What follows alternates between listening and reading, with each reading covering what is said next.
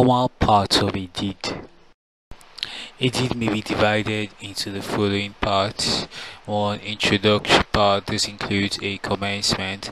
The nature of the transaction determines the commencement. For an assignment, this deed of assignment. For a mortgage, this deed of legal mortgage. B. Date. A deed takes effect from the date of its delivery and not on the date on which it is therein stated to have been made or executed. See Section 157 Evidence Act 2011 and the Quant Standard Bank. When drafting, it is better to leave the deed undated. There are 3 reasons why a deed is drafted without a date. 1. Section 157 of the Evidence Act 2011 already provides for the rebuttable presumption as to the date of a document, and as such, failure to include the date is not fatal. Exam tip: when you're asked to draft the commencement and you're not sure, you draft the full introductory parts. 2. Section 23 sub 2A and 23 sub 4 Stamp Duties Act provides that unless an instrument is written upon duly stamped material, it shall be duly stamped with the proper ad valorem duty within 30 days from the date it was executed or after it was received into Nigeria if it was executed outside Nigeria.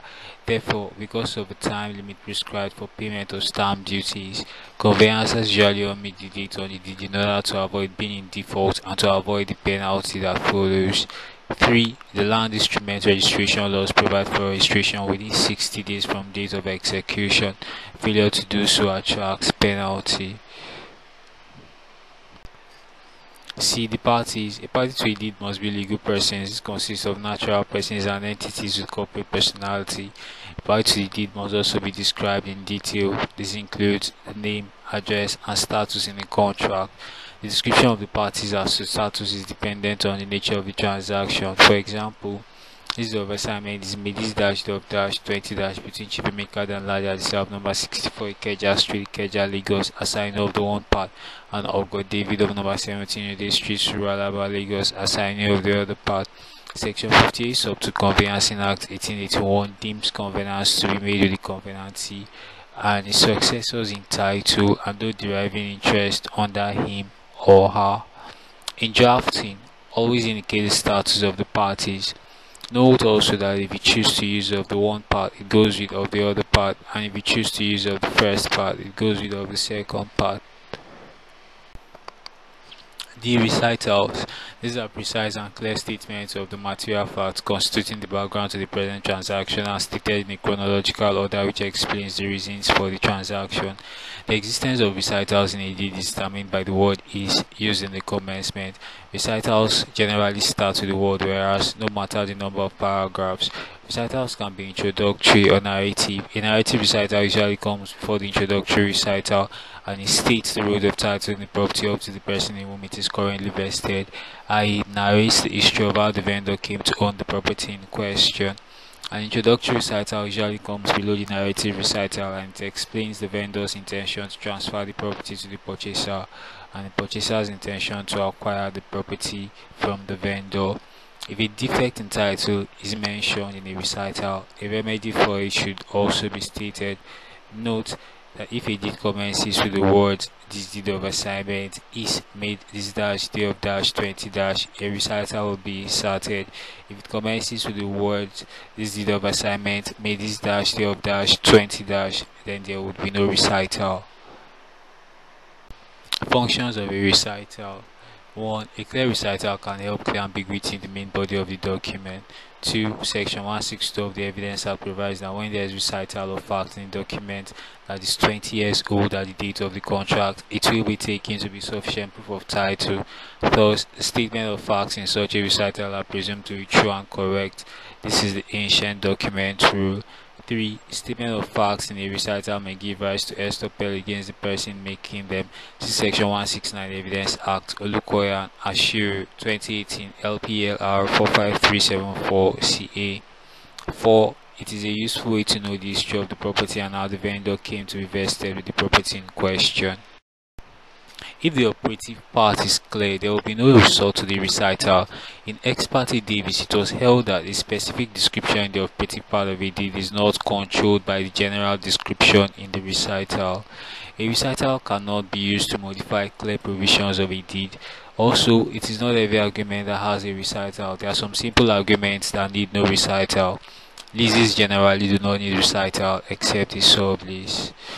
Question 4b 1 April 1998 examined. A recital cannot be less than 2 clauses. 2. The operative part. This includes a. The testatum, a formal statement commencing the operative part. Either now this deed witnesses as follows or this deed witnesses as follows. B. Consideration clause. When contract involves a consideration, it should be stated. The total amount of consideration must be stated in order to know how much is to be paid as stamp duties. The absence of consideration or consideration clause will not affect the validity of a deed because a deed derives its validity from its form and not from the presence or absence of consideration. However, when inserted, the consideration clause performs the following functions and is important for the following reasons. 1. It is in the operative part that the interest is actually transferred from the grantor to the grantee or from the lessor to the lessee. It is the engine room of a deed. 2. It is evidence that the conveyance is not a gift. 3. It implies that the receipt will be issued to cover the amount received as consideration. 4. It is used for the assessment of stamp duties ad valorem, e.g., in consideration of the sum of dash paid by the assignee to the assignor. C. The receipt clause. This is added to the statement of consideration and evidences that the vendor acknowledges reception of the consideration. The receipt clause should be in a bracket. It is usually drafted as follows: the receipt of which the vendor assignor acknowledges. Functions of the receipt clause. 1. It is an evidence of payment of consideration. 2. By Section 54 of the Conveyancing Act and Section 92 of the Property and Conveyancing Law, the inclusion of a receipt clause in a deed dispenses with the need to issue a formal receipt of payment. This is because it is sufficient discharge between the vendor assignor and the purchaser assignee without any further receipt for same being issued. 3. By Section 55 of the Conveyancing Act and Section 93 of the Property and Conveyancing Law, the inclusion of a receipt clause in a deed is sufficient evidence of payment of the whole amount in favor of a subsequent purchaser, not having noticed whether the consideration acknowledged to be received was in fact paid or given.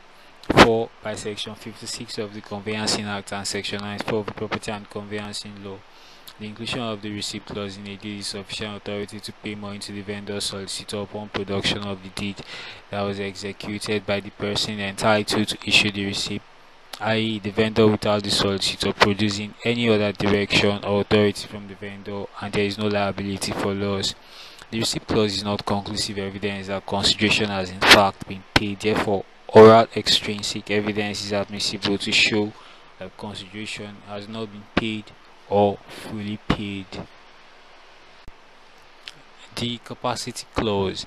The covenant of title in a deed is implied by statute, and the vendor assignor's capacity is what determines the type of covenant of title that will be implied. The capacity of the vendor assignor is stated immediately after the receipt clause. The vendor assignor may be expressed to assign either as beneficial owner, personal representative, settlor, trustee, or mortgagee, where the vendor assignor is expressed to have conveyed in his capacity as beneficial owner. The conveyance of title implied by Section 7A and B of the Conveyancing Act and Section 100 sub 1A and B of the Property and Conveyancing Law are: 1. Right to convey, that the vendor assignor has the right to convey the unexpired residue of his interest in the property to the purchaser assignee. 2. Quiet enjoyment, that the vendor assignor grants quiet possession and enjoyment to the purchaser assignee. 3. Freedom from encumbrances, that the property is free from encumbrances other than those disclosed to the purchaser in the contract or at the time of the contract. 4. Further assurances, where it is a sublease, then in addition to the 4 covenants above, the following 2 covenants are added to make it 6. 5. The lease is valid and sub 16. 6. That the rent has been paid and all the covenants contained in the lease to be observed and performed have been observed and performed up till date. The above can be expressly excluded by the parties inserting an appropriate clause in the deed. Words of grant. This depends on the nature of the transaction. For an assignment, assigns; for a mortgage, mortgages; lease, leases. F. Parcel clause. This clause gives a detailed description of the property which is the subject matter of the deed. Example is as follows. All that property, piece of land, 3-bedroom bungalow at dash, covered by CO number dash, dated dash, and registered as dash in the Lands Registry Office, Lagos State, together with all the rights, easements, and things appertaining to it, are more particularly delineated with the wedged dash line in the annex of a plan dated dash and prepared by dash. G. Addendum. It is used to define the estate taken by the other party or the quantum of interest given. That is, the addendum is a clause in a deed that defines the quantum or extent of interest granted to the purchaser or lessee under the deed. In Stephen Idugbo and Aneni, it was held that the addendum is a clause in a deed that defines the extent of ownership in a thing granted to be held and enjoyed by the grantee. The addendum clause is found in deeds of assignment and in deeds of leases. In a deed of assignment, it is drafted as follows: to hold the same on to the assigning purchaser for the term unexpired on the said CFO, free of all encumbrances and subject to the provisions of the Land Use Act, Cap L1 LFN 2004. In a lease, it is drafted as follows: to hold on to the lessee for the term of dash years, commencing on dash day of dash 20 dash and ending on the dash day of dash 20 dash. In an assignment, the assignor conveys the entire residue of his interest in the property to the purchaser, while in a lease, the lessor retains some reversionary interest. Therefore, the absence of the addendum in a deed of assignment does not affect the validity of the deed, because it is implied that the vendor assignor is assigning all the unexpired residue of his interest in the property to the purchaser assignee. However, in a deed of lease, the absence of the addendum may convert the lease to an assignment. This is because a deed of lease must specify the duration of the lease by providing for the term, commencement date, and the date it ends. CUB and Tejumola and Sons, 1988, 1 LRLR Volume 1, 109, Odutola and Papers Act Nigeria Limited, 2007, of Registration Weekly Law Report 1214 at 1218. Thus, a deed of lease must contain the addendum. 3. Miscellaneous parts. This includes a indemnity clause. This is an undertaking by the purchaser to pay the rent and observe all covenants and conditions running with the land or property. A purchaser undertakes to indemnify the vendor in the event of a breach of the above covenants and conditions. A vendor may also undertake to indemnify the purchaser for any defects that may arise in respect of his title. The covenant for indemnity is drafted as follows: the purchaser assignee or any person deriving title under him covenants with the vendor assigner from now on to pay to the relevant authority all rents accruing to the title and due under the CFO for which the land is conveyed, and to perform all the covenants and conditions contained to be observed and performed by the vendor assigner, and also to keep the vendor assigner indemnified against all proceedings, costs, claims, and expenses on account of any omission to pay rent, or to observe and perform any of the covenants and conditions. On the question of whether or not the indemnity clause must be expressly provided for in the deed, it will depend on the law where the property is located. Thus, in states governed by property and conveyancing law, by virtue of Section 101 and Part VII of the second schedule to the PCL, where the conveyance is for valuable consideration, the indemnity clause is automatically implied into the deed. In states governed by Conveyancing Act, the indemnity clause must be expressly provided for, as it cannot be implied. The indemnity clause is only required if the property is in eastern and northern Nigeria. It is not required under the PCL if consideration is paid. See Section 101 of the PCL. This is an undertaking by the assignee to pay the rates and observe the covenants and conditions stated in the certificate of occupancy.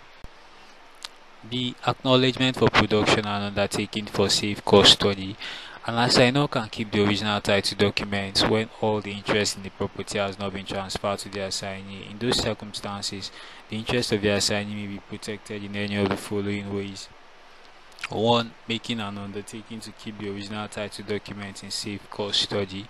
2. Acknowledgement of right of the assignee to the production of the original title document. 3. Endorsement in writing on the face of the original title document and a part of the land has been transferred to the assignee to put a third party on notice. C. Exception and reservation clause. Exceptions refer to whatever is withheld from the purchaser in the grant by the vendor while reservations are new rights created by the parties which are beneficial to the vendor. For concluding part, this includes AD testimonium.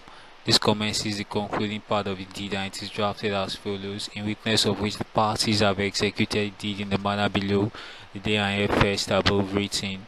B. The schedule, if any. It provides additional information and clarity and serves to banish technicality. The survey plan would be in the schedule.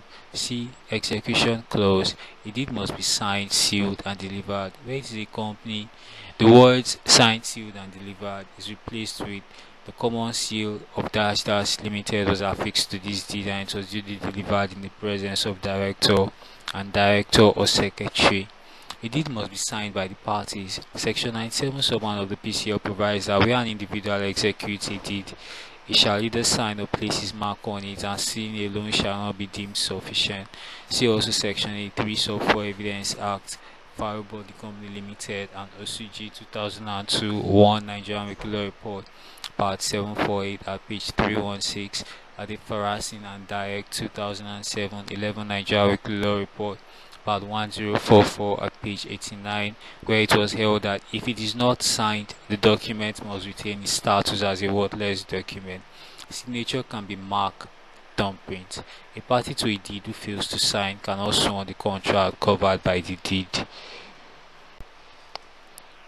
Prior to now, a deed must be sealed by individuals.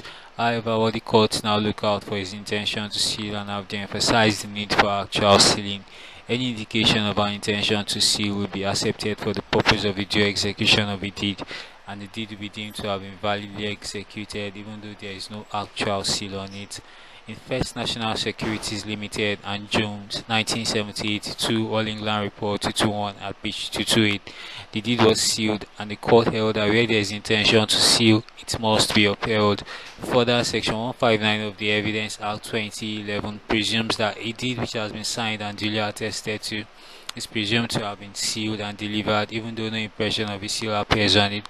The said Section 159 provides that when any document purporting to be and stamped as a deed appears or is proven to be or have been signed and duly attested to, then it is presumed to have been sealed and delivered although no impression of a seal appears on it.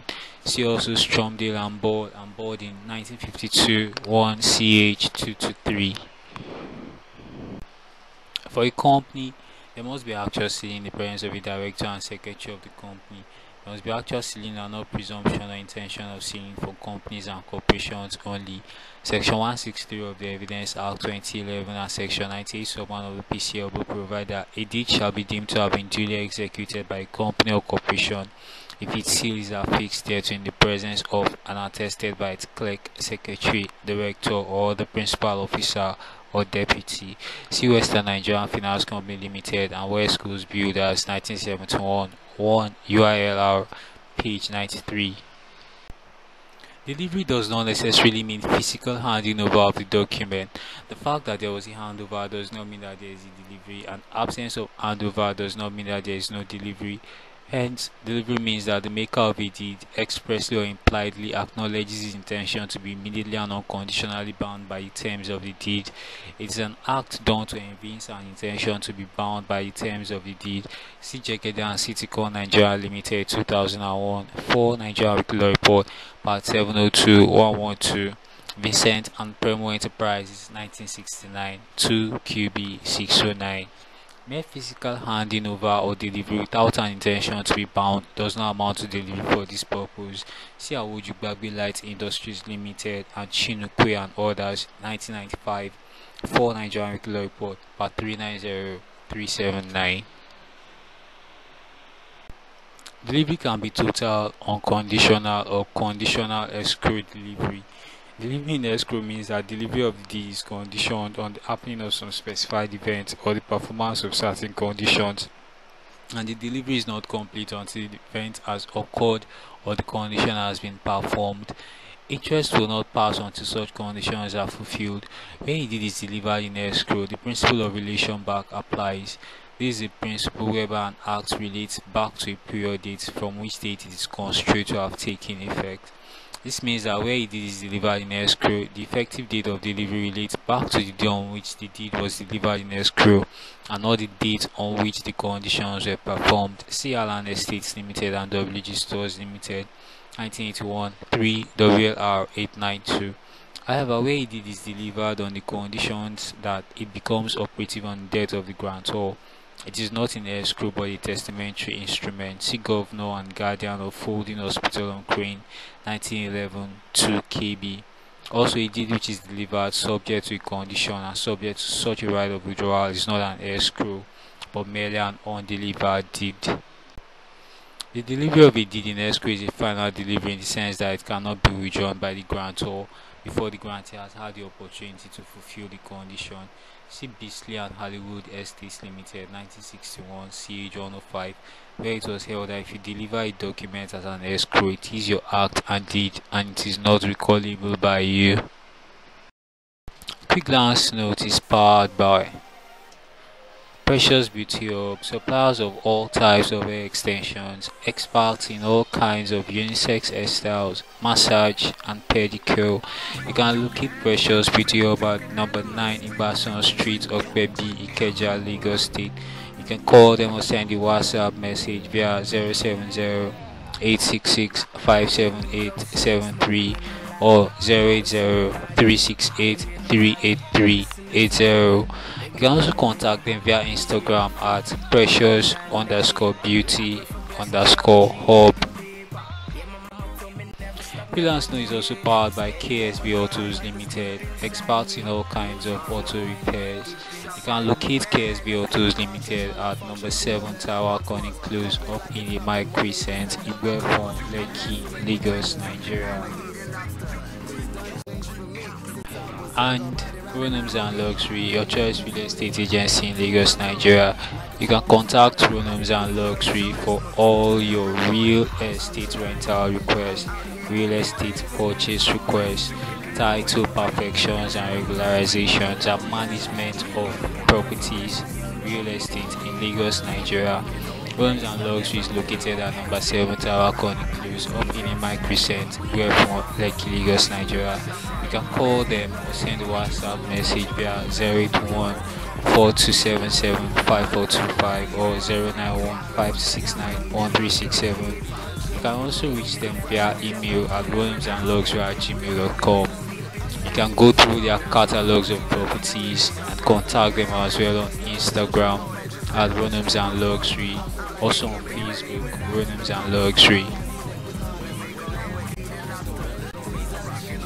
For sponsorship and advert placements, please contact 091-259-21620 or send an email to resistandpartners.chambers@gmail.com.